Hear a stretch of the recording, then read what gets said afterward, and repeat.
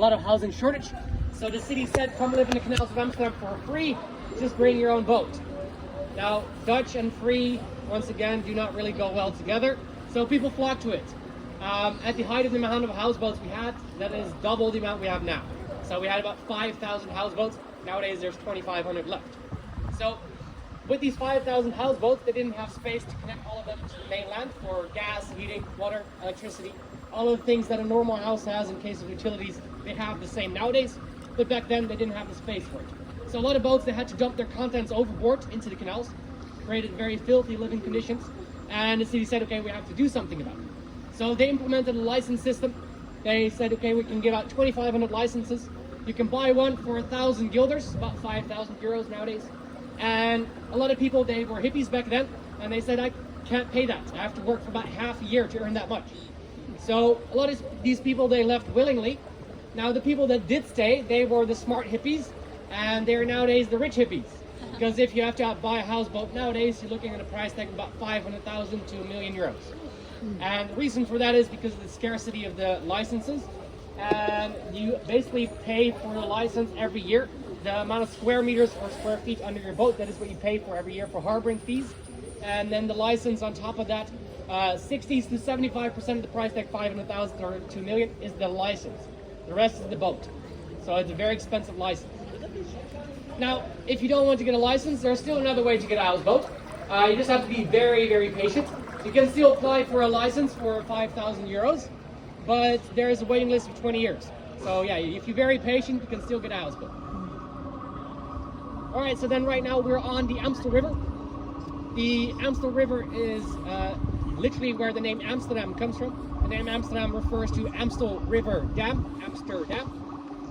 Behind us here on the right, we have the Amstel locks. Back in the day, these were used to build up water pressure for a couple of days. They'd close the gates for a couple of days during high tides.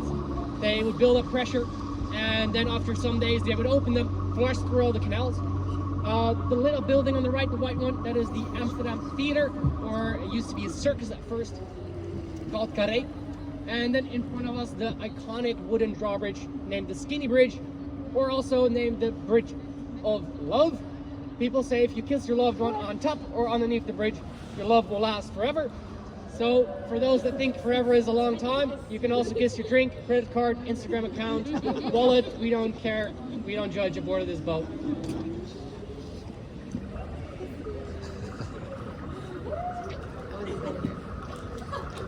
All right, so one thing, I should have said that before, but I can only guarantee 3 months. After that, all bets are off. Reason is I've been proven wrong that it's actually not forever. Not myself, but a colleague of mine had a girlfriend back then, and he tried to gain some mutual love from the bridge, and they broke up after 3 months. So yeah, it's only 3 months guaranteed. Sorry. Now, there is also a story why it's called the Bridge of Love. You guys have two choices. Do you want the folklore story, which is only half true, or do you want the full true story, which is maybe a little bit more boring? Folklore? Lovely. Alright, so we'll start with the story before this bridge was built. And during that time, there were two sisters living on either side of this bridge. And these two sisters, they were quite wealthy, but they were also quite lazy because of it. So these two sisters, they didn't want to walk all the way to a different bridge to cross the river to see each other. Mind you, the bridge there and the back one weren't there yet, so they had to walk quite far. But saying that you don't want to see each other is quite a big thing, so they only really waved from the opposite side of the bridge, or the river. And their father thought that was a shame, and their wealthy father, out of love for his daughters, he built them a bridge. However, when he reached the middle part of the bridge, he wasn't as wealthy as he thought he was, and he couldn't finish the bridge. So the people in the workers' neighborhood on the right, they wanted the bridge to be finished, so they actually finished the bridge with 2 planks, which crossed the gap. And these 2 planks were about 80 centimeters wide, about 3 feet. So that was not a very big bridge. So that meant if you were crossing the bridge from opposite directions, you had to kind of hug each other to be able to get around to go your opposite ways. So what would happen is that single men would get the idea of waiting on the side of the bridge that was finished, looking for a nice looking lady like she was going to cross the bridge, and they would try to cross the bridge at the same time. Now of course they had to give each other a hug to be able to get around, but sometimes this guy might try to ask them out or sneak in a kiss. So maybe a better name for the bridge would be the Pervert's Bridge, but I do like the Lowe's Bridge.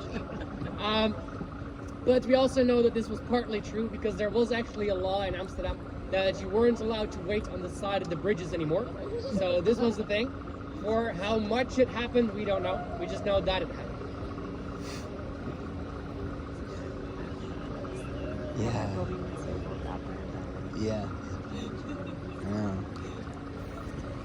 No. All right, so if you guys look at the water in Amsterdam, would you say that the water in Amsterdam looks clean? No. No? So if I were to grab a cup of water from the canal, what color does it have? Brown. Brown? Anyone else? Purple, green, yellow, blue? Anyone want to say clear? Good. So this is the water here in Amsterdam. Under the bridge, but you might be able to see it. Anyone got a glass of white wine? Yeah, if you want to hold it right next to the cup, it looks very similar. This is what we call our Amsterdam Chardonnay. So yeah, this is the water in Amsterdam. It's got a slight yellow touch to it, and that is only because it's autumn right now, or becoming autumn right now. So because of that, the leaves start falling from the trees and they dirty up the water a little bit more. But why the water is as clean as it is because back in the day we had the locks and the Amstel. Nowadays all the water from Amsterdam goes to the city by the North Sea called Amuiden, and that's where there is a large sea lock keeping all the water out, because Amsterdam is about 2 meters below sea level. So they are keeping the water out, but what happens, it also keeps all the water in. So the water from here becomes stagnant water if they didn't do something about this, because stagnant water starts to smell very, very badly. If you've ever been to Venice, that is what that smells like. In summertime, it can get really bad. So that is why this large sea lock, every 3 days, they refresh all the water in the canals by pumping out several thousands of liters into the sea. And by that, they have an artificial flow in the canals and they keep it clean. So because of that reason, they say that if you filter this water once through a good water filter, you can drink it. It's almost drinkable water. The water quality right now, it is marked as swimming quality water. So you can freely swim in this water on the wider river, the outer canals where there's not a lot of boats. Some areas you're not allowed to swim, but you can freely swim in it and you'll be totally fine. Even if you swallow some of that water, you're going to be totally fine. The water is that clean that even if you swallow small amounts of the water, the worst thing can happen, you get a little bit of diarrhea. It's not going to kill you. But if you would drink 3, 4, 5 liters of this a day, that's a little bit tricky.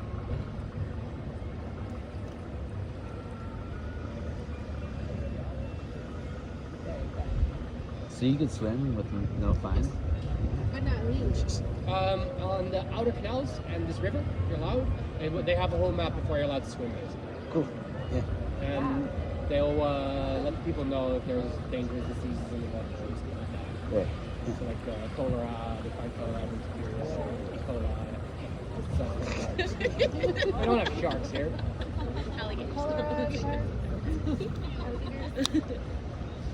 No, there's no animals in the Netherlands that can kill you, besides maybe wolves. Yeah, even wolves are more afraid of you than you of them. Alright, so now I expect that you guys have been walking around Amsterdam a little bit, and you may have noticed that a lot of buildings are not particularly straight. Yeah, that happens quite a lot. And here on the left, you can see a very good example of this. So from the alleyway to the right, up to the Irish pub, these little houses are called the dancing houses of Amsterdam. So sometimes they also go under different nicknames.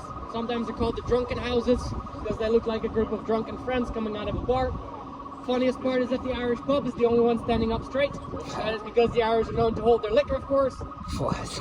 Now, sometimes they're also called the gay houses because they're simply not straight.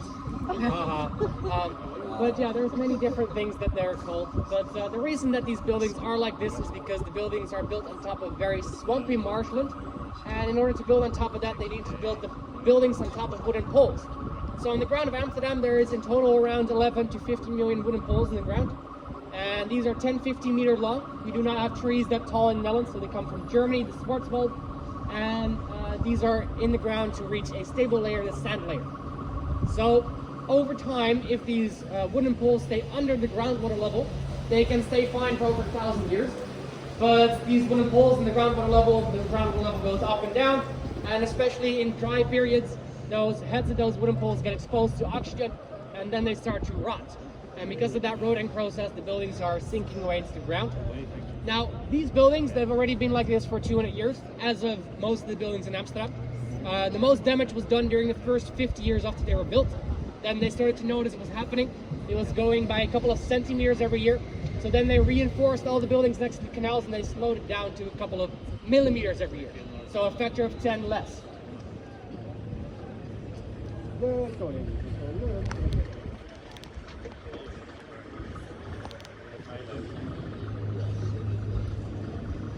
So this little tower in front of us, that is the coin tower, or in Dutch the munttoren.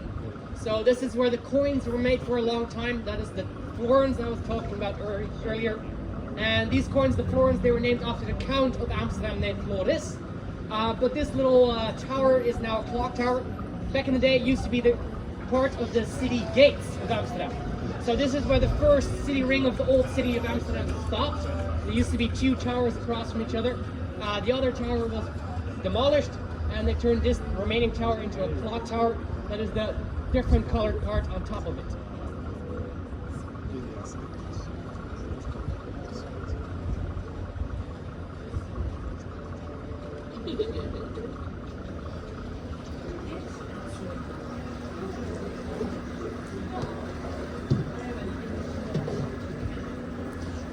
Alright, so when Amsterdam was founded in the 13th century, the city was founded on this little river.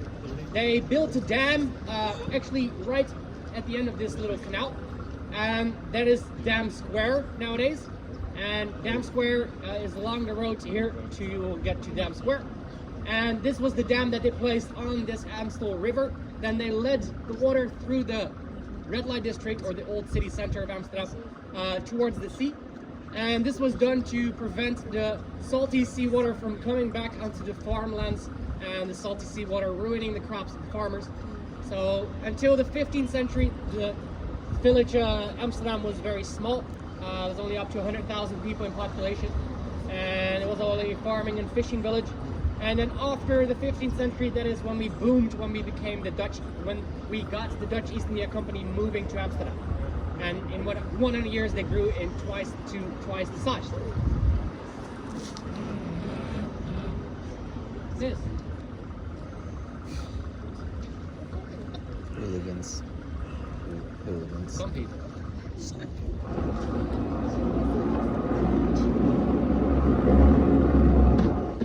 Wow. Pretty cool.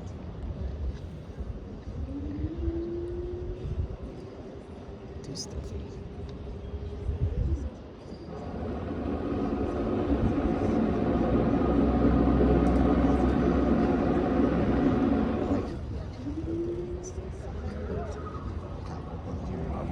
It's still warm. It's warm a bit. Or like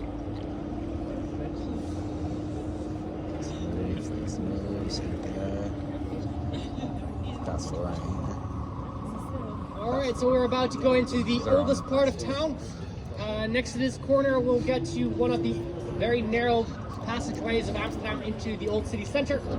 And along the left-hand side of this passageway, that is where the oldest part of the city walls of Amsterdam is. That is the only remnants of the old city walls. And there is some yellow stones in between the bricks. Those yellow stones are from the 14th century. Those are the oldest parts of the wall here, and the only remnants of it. Now, on the corner there is a little terrace over here. That's the smallest terrace in Amsterdam. You can access it from the street on the other side. And there's a little Mexican restaurant on top of it. So for the Americans on board, don't take this personal, but it's a little jab. So you've been building a little wall with your border with Mexico. From a historical perspective, I can give you a little tip, because this wall is going to be completely useless. Because take a look at Amsterdam. The Mexicans are just going to have a restaurant on top of your old city walls, and it's going to be completely useless. From your lips to God's ears. There you go. I always have to That's say it, good. I'm sorry. It's just too good to be No, true. great. Yeah, bring it all.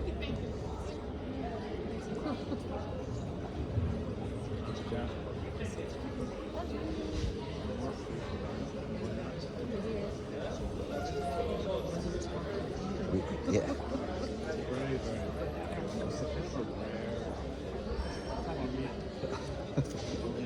Oh, Alright, so these two canals that you see on the left-hand side, these are the two canals of the red light district, in Dutch called the Wallen. And the Wallen might sound a little close to another place in New York called Wall Street. And that is because New York used to be New Amsterdam, before it was New York. And this place called Wall Street is actually named after this area, the Wallen.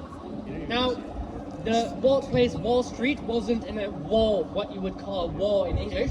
It was actually a place where you docked boats back in the day. So in Dutch, if you say, I'm going aan wal, that means you're going to dock your boat. And so wal was a place where you docked your boats. So that was what they had in common back in the day.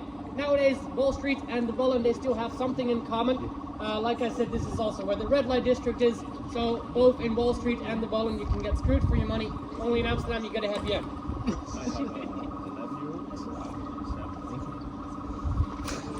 Now, there's of course a lot of districts in New York that also have very similar names to Dutch cities. These places are, for instance, Haarlem, or Harlem. The place where I live is Haarlem, and the place in New York is called Harlem. But you also have some other areas like Brooklyn, named after Breukelen, city to the south of Amsterdam. Rhode Island, named after the Red Islands in the Caribbean, Rode Eilanden. And then you also have the nickname we give New Yorkers, the Yankees. Anyone knows where Yankees comes from?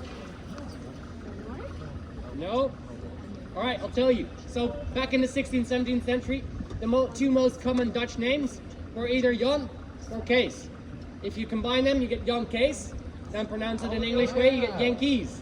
There you go. That's where the nickname Yankees comes from. There you go. When you go home now. Right on. Learn something new. Every year. Those are rare.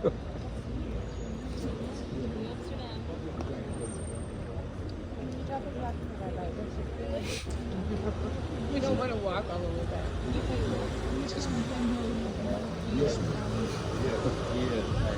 It's just Alright, do you guys see these little ropes hanging on the left hand side next to this ladder? Anyone got a clue where those ropes are for?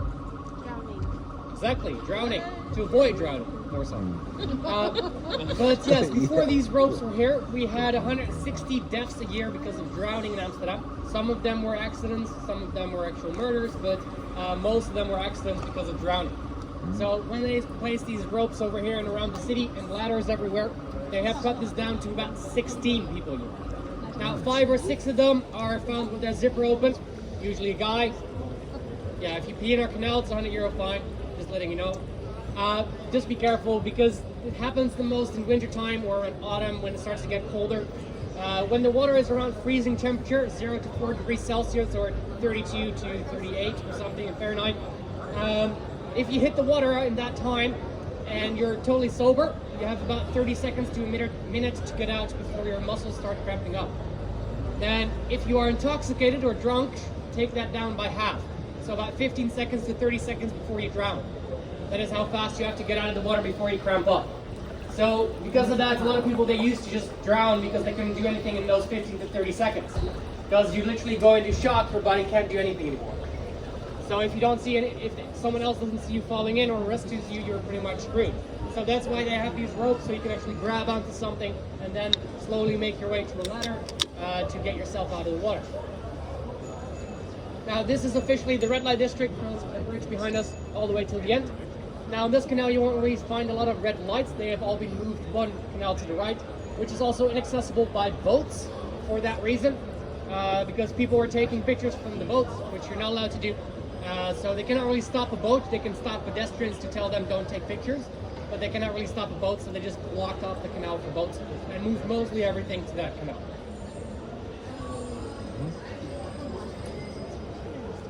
Now what you will see on this canal is a lot of erotic stores, some coffee shops, some bars, cafes. Still a busy area for people to hang out. If you are going around here, do be careful. Some prices are a little bit price gouged over here. So make sure that if you're buying a pint of beer, half a liter beer, it's usually around 6, 7, 8 euros. More than that is really bad.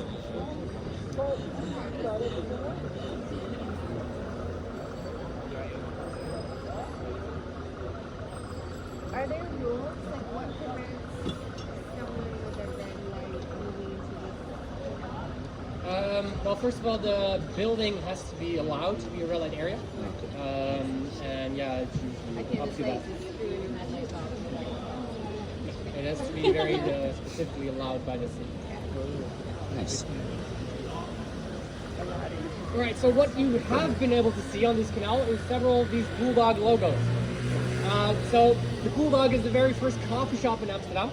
And it's not that they have several different coffee shops on this place. They only have one coffee shop, or actually two, maybe. And because one of them is an actual coffee shop, one is a cafe where you're allowed to smoke inside of. The other's a brand store, the other's a hotel with a coffee shop inside it. So there's all kinds of things. But the Bulldog was the first coffee shop in the Netherlands, founded in 1975. And they're only the first coffee shop because of a technicality, because the first coffee shop was actually a tea house, so not named a coffee shop, so not allowed to be the first coffee shop by name.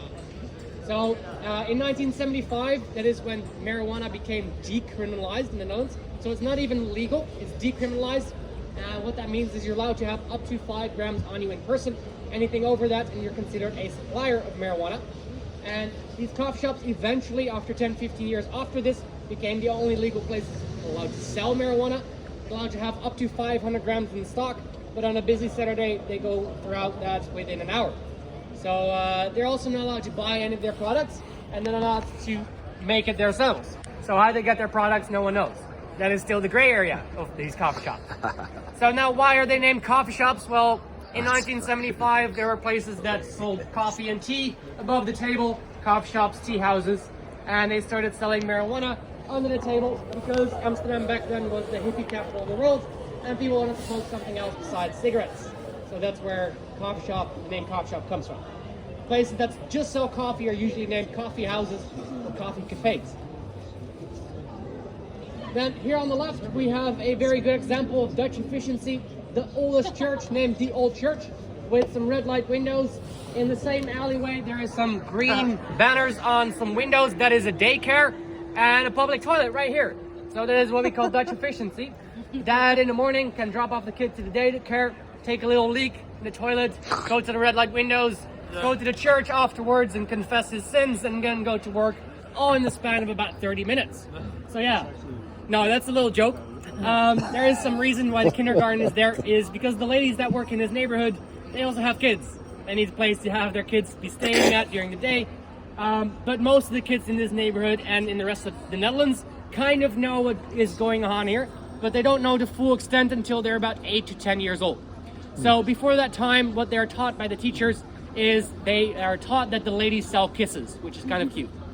So, but yeah, it literally goes prostitute, prostitute, prostitute, kindergarten, prostitute, prostitute, prostitute. So that's how it goes. Now, why is there very large red light windows facing a church? That stems from back in the day, 16th, 17th century, when they needed to legalize prostitution the first time. So Amsterdam was a port city. Many sailors would arrive, and these sailors would have been at sea for 3 to 6 months at a time. And when they arrived in a port, they would get paid, and they wanted to spend this money on 3 things: alcohol, food, and women. Now, if women were not widely available on the streets, they would annoy them, and we didn't want that, so that's where the prostitution was coming from.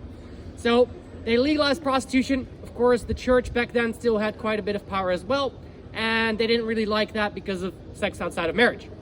So the church did see the need for it, so they went along on one condition, and that was that the red light windows would have large bay windows facing the church. So when there would be someone going inside and the lady would close the curtains, the priest inside the church knows, hey, there is a curtain closed, I need to pay attention. Priest waits for about 15 to 20 minutes, curtains open again, it means they're done. Priest runs outside, grabs the guy coming outside by his earlobe, drags him into the church, and tells him, you need to pay the church some money because you have sinned and you need to confess. So yeah, it was mostly about the money.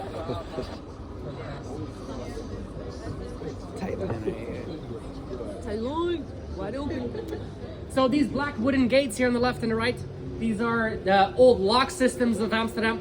This is where the water would be kept out back in the day.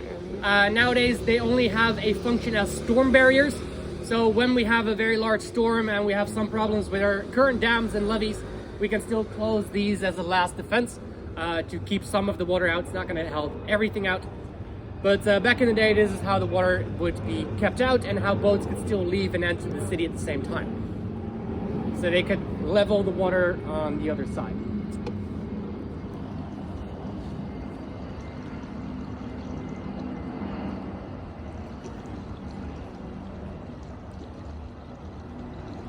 So is everyone enjoying themselves? Yeah. Lovely, good. You're also quiet. Love it. There's so much to see. Yeah, you also Great, have a great little stories. evening cruise, so You're it's killing always it. nice and beautiful. And you haven't even seen the best parts yet. What is this building?